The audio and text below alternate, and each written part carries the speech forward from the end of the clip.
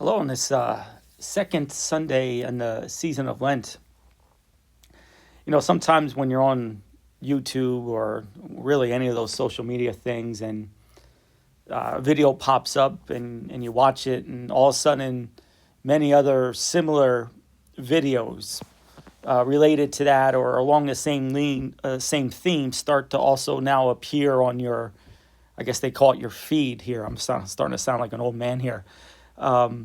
But anyways, it happened to me a couple of weeks ago when about the adventures of climbing Mount Everest appeared, and I was like, well, that looks interesting, and I clicked on it and I watched it and fascinated, and now all of a sudden now I get a bunch of videos about mountain climbing and climbing Mount Everest, and I kind of had an idea, but I really didn't, of just how much of a physical toll it takes to climb Mount Everest or any of those very gigantic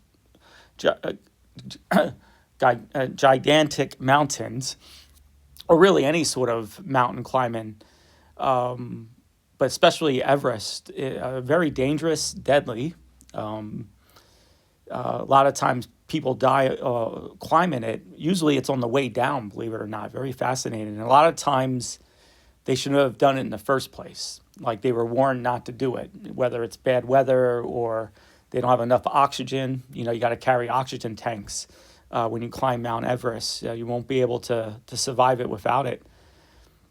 But it's hard, treacherous, dangerous, deadly to do such a feat. But just imagine the thrill when you do accomplish it, and to really literally be on top of the world. It's really, really neat, very fascinating. And, the ancient culture really, not only Israel, but a lot of the neighboring nations around them, the Greeks, the Romans, the Egyptians, they often built their temples on mountains. I think with that same type of mentality, even like I'm thinking like Buddhist and Hindu temples and monasteries are often built high up. Maybe for different reasons, but there always seems to be some sort of religious element. Like, if you want to encounter God, you got to climb the mountain, right? So, and the pagans, the Greeks, if you want to visit one of the Roman gods and their temple, you got to go up a mountain. Even the temple in Jerusalem was high in elevation. There always seems to be something related to the gods or high up, and you got to climb, and the climb is hard and treacherous and deadly and dangerous, but that's where God is. So if you want to go see him, you got to go up the mountain. In our gospel today, the transfiguration represented with two Old Testament figures who appear along with Jesus, Moses and Elijah, and both of them encountered the presence of God on a mountain. Elijah, after fleeing King Ahab, who, because Elijah was calling him out for his idolatrous worship, all that stuff, recognizes the presence of God in the quiet wind, but it happens on a mountain. Actually, the same mountain as the mountain that Moses encounters God, Mount Sinai. Moses had a couple of experiences on that mountain. The first with the burning bush, where Moses receives his divine mission from God. Again, like Elijah, Moses at that time was also fleeing the Egyptians for his life because of him killing one of the Egyptian slave masters. And then another time when he leads Israel out of Mount Sinai, out of Egypt, to Mount Sinai, and there he receives the law, as well as other instructions. And when he comes down the mountain, his face is radiated by the divine light of God that he was able to encounter, again, on that mountain. And so it's interesting in the Gospels today, after Jesus rebukes Peter for denying his passion, that Peter won't allow Jesus to suffer and die, Jesus takes him up to a mountain. And unlike the experience of Moses and Elijah, see, they encountered God But what happens to Jesus? Well, he manifests his divine life and his divine light to Peter, James, and John. You see, Moses saw God in the burning bush. Moses encountered the divine light of God, which made him radiant, his face radiant. But Jesus is the light. See, in the transfiguration, he's not receiving light. It's the life that is within his incarnate body. That divine life is manifested, and it's this great, overwhelming beam of light that even confuses Peter, James, and John. So there, it's not Jesus going to see God up the mountain, but it's Jesus revealing that he is God on the mountain.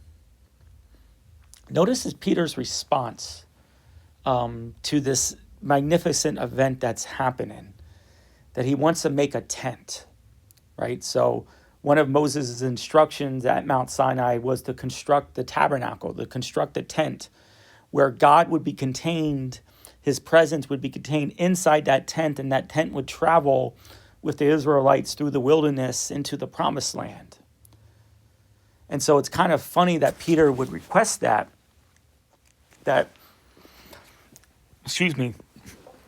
he wants to take this divine light of God and conceal it now in the tent, but the whole message is that this light is going to be manifested throughout the world, right? Like this is like the removal of the barrier, right? The tent was a barrier.